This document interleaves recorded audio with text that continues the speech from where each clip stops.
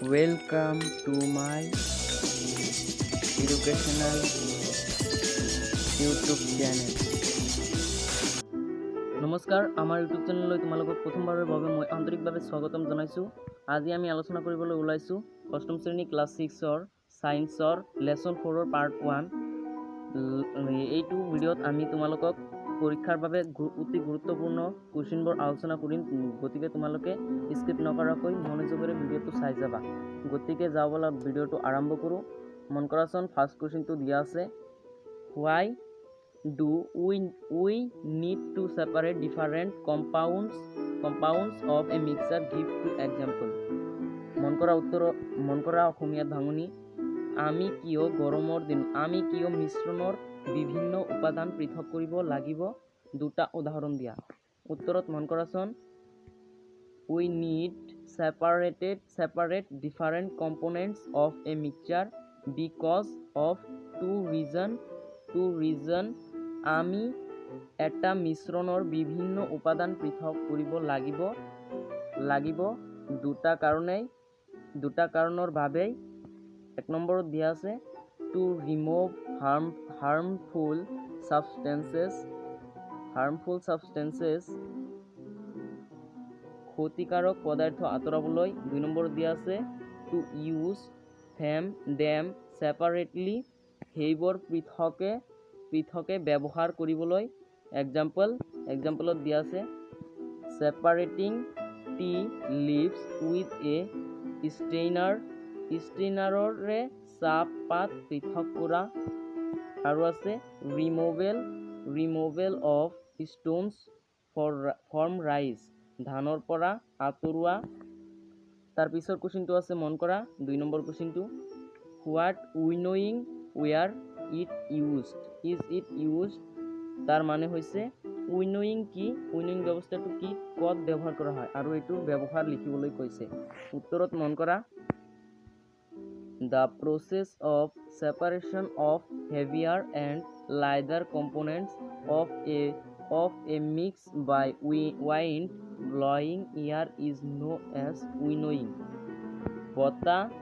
বতাহ বা বতাহৰ দ্বাৰা মিশ্ৰণৰ গধুৰ আৰু লঘু উপাদান পৃথক কৰা প্ৰক্ৰিয়াটোক উইনোয়িং বুলি কোৱা হয়। কুৱেশ্যনটো বুজি পাইছানে বাৰু? এই কুৱেশ্যনটোৰ উত্তৰ এনেকৈ কৈছে, বতাহৰ দ্বাৰা আমাৰ বস্তুটোৰ পৰা যিবোৰ লাগতিয়াল পদাৰ্থ সেইখিনি ৰাখি আৰু অলাগতিয়াল পদাৰ্থখিনি ওলাই সেইবোৰ পৃথক কৰাকেই এই প্ৰক্ৰিয়া বুলি কোৱা হয়, উইনোয়িং বুলি কোৱা হয়। It is used to separate husk from the seeds of grain. শস্যৰ গুটিৰ পৰা খোলা পৃথক কৰিবলৈ ব্যৱহাৰ কৰা। এইটো এটা ব্যৱহাৰ উইনোয়িং পদ্ধতিৰ। তাৰ পিছৰ কুৱেশ্যনটো আছে, মন কৰা 3 number, how will you separate husk or dirt particles from a given sample of plus before cooking? উত্তৰত মন কৰা, তাৰ আগতে ইয়াৰ ভাঙনিটো চাই লোৱা। আপুনি ৰন্ধা দালিৰ এটা নিৰ্দিষ্ট নমুনাৰ পৰা খোলা বা মলিৰ কণা কেনেকৈ পৃথক কৰি? ইয়াৰ উত্তৰত মন কৰা, we will separate husk or dirt particles from a given sample of process before cooking by hand keeping method.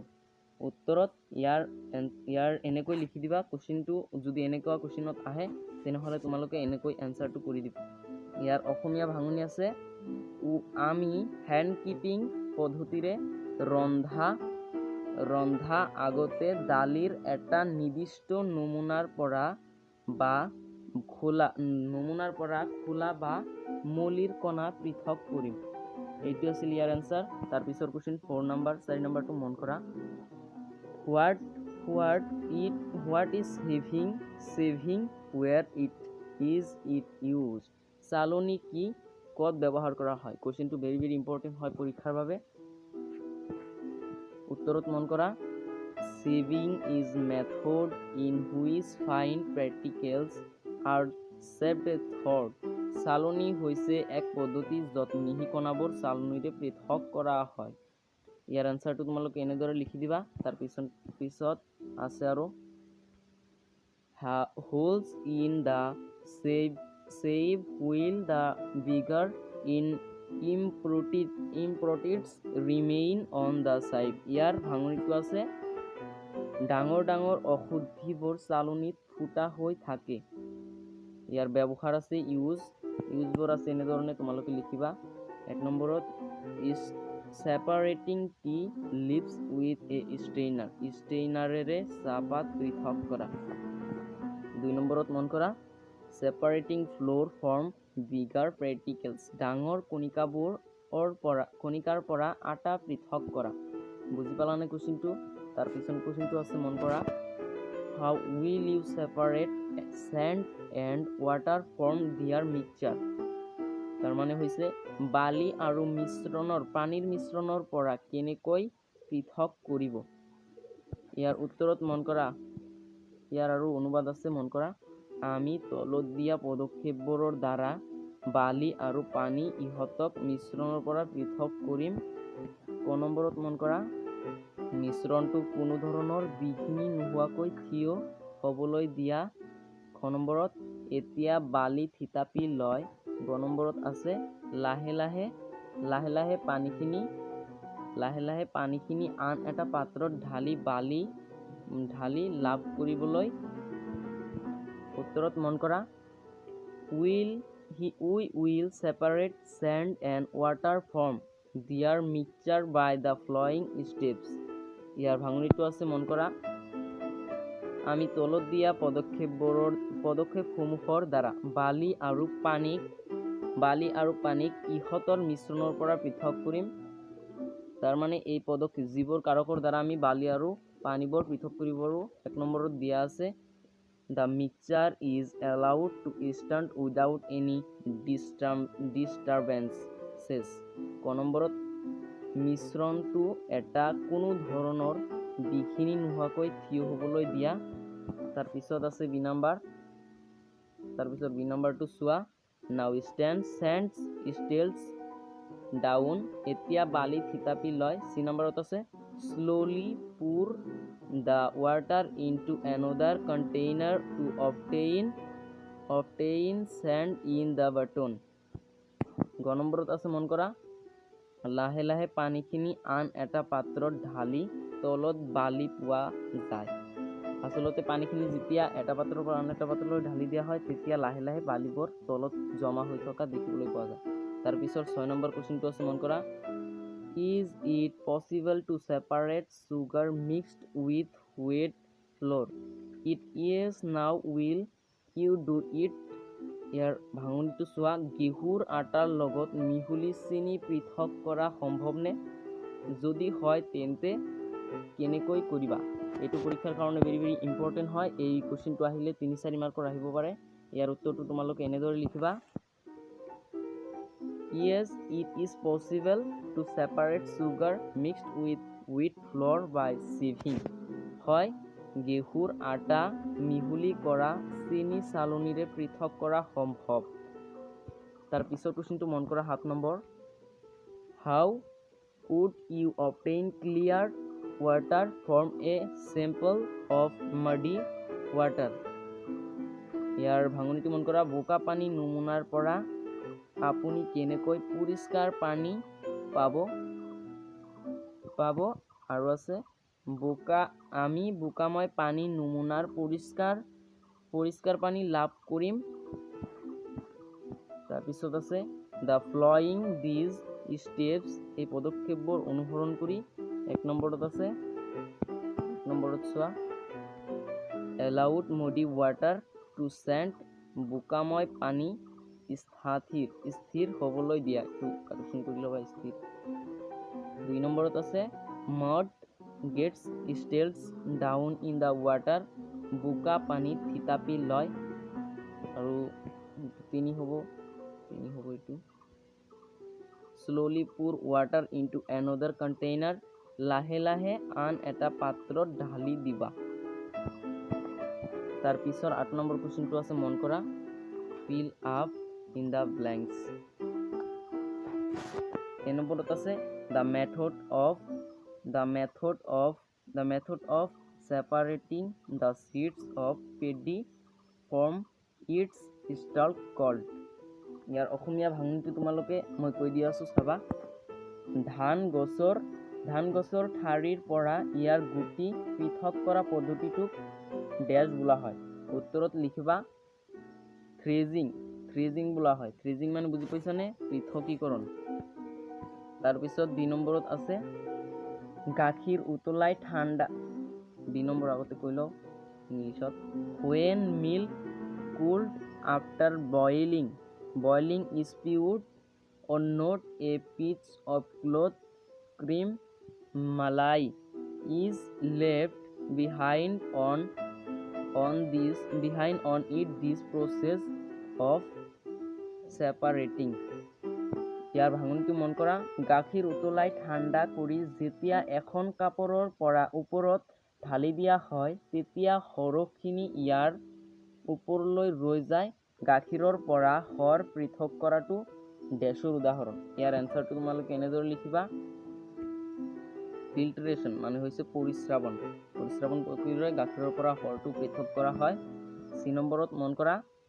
C নম্বৰত আছে salt is obtained from sea water by the process of. ইয়াৰ অসমীয়া ভাঙনিটো মই কৈ দি আছোঁ, শুনি লোৱা ভালকে। সাগৰৰ পানীৰ পৰা নিমখ ডেছ প্ৰক্ৰিয়াৰে আহৰণ কৰা হয়। ইয়াৰ উত্তৰত লিখিবা ইভাপৰেশ্যন মানে হৈছে বাষ্পীভৱন। তোমালোকে পৰীক্ষাত ভুলকৈ নাহিবা, বাষ্পীভৱন ভালকৈ লিখি থৈ। তাৰপিছত আছে 2 number impurities stayed at the bottom when muddy water was kept overnight in a bucket. The clear water was then poured off from top. The process of separation used in this example is called. ইয়াৰ অসমীয়া ভাঙনিটো শুনি লোৱা। বোকাময় পানী গোটেই ৰাতি এটা বাল্টিত থৈ দিয়াত ঔষধিবোৰ তলিত গোট খালে ওপৰৰ পৰিষ্কাৰ পানীখিনি পাছক বাকি দিয়া হ'ল। এই ক্ষেত্ৰত প্ৰয়োগ হোৱা পৃথকীকৰণ পদ্ধতিটোক ডেছ বোলা হয়। ইয়াৰ এনচাৰটো এনেদৰে লিখিবা ডিকেনশ্যন বুলি তোমালোকে লিখিবা। তাৰপিছত 9 নম্বৰ কুৱেশ্যনটো আছে সঁচা নে মিছা, true or false.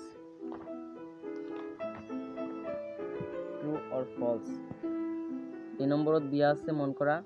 A mixture of milk and water can be separated by filtration. এই উক্তিটো যে দিছে ইয়াৰ অসমীয়া শুনি লোৱা, তাৰপিছত তোমালোকে কমেণ্টত ক'বা সঁচা নে মিছা। গাখীৰ আৰু পানীৰ মিশ্ৰণ পৰিস্ৰাৱনৰ দ্বাৰা পৃথক কৰিব পাৰি।